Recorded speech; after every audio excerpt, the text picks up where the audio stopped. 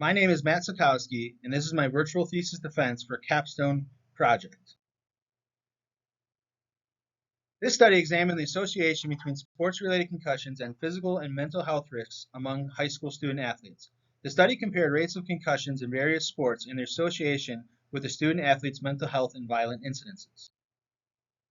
This study is significant because there is an overall rate of 39.7 sports-related concussions per 100,000 athletic exposures. The results of the study gave insight into rates of concussions compared to concussion protocols and state laws.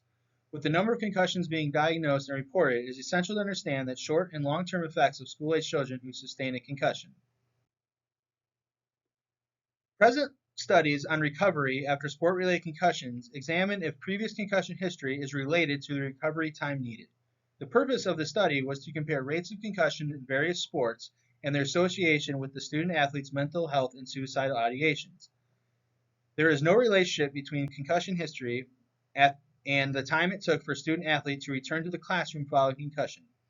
Adolescent age athletes who have suffered 2 or more concussions require a longer recovery time before returning to their sport. Data analysis was used in the following areas. What sport do you play? What is your gender? Have you ever suffered a sports-related concussion? What sport were you playing when you suffered a concussion? Have you had a previous concussion? Following a concussion, did you experience any symptoms of depression?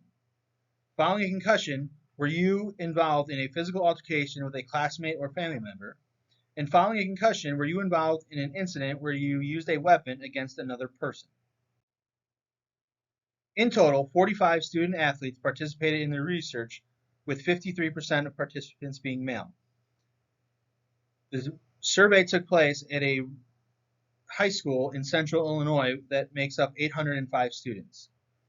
82.2% of the participants reported to never sustaining a concussion before. Football experienced the most concussions, followed by baseball and basketball.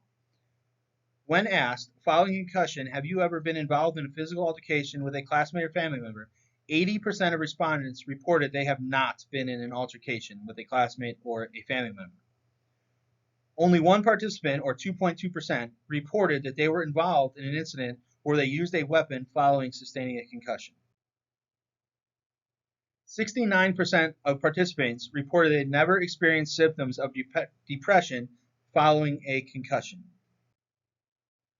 21% of the participants said they felt others acted more aggressively towards them following a concussion. In future research related to concussions in high school student athletes, I would recommend that the researcher use participants who are no longer in high school.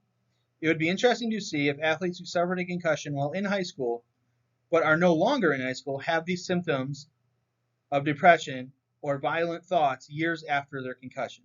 Many professional athletes report that their symptoms began after their playing careers were over.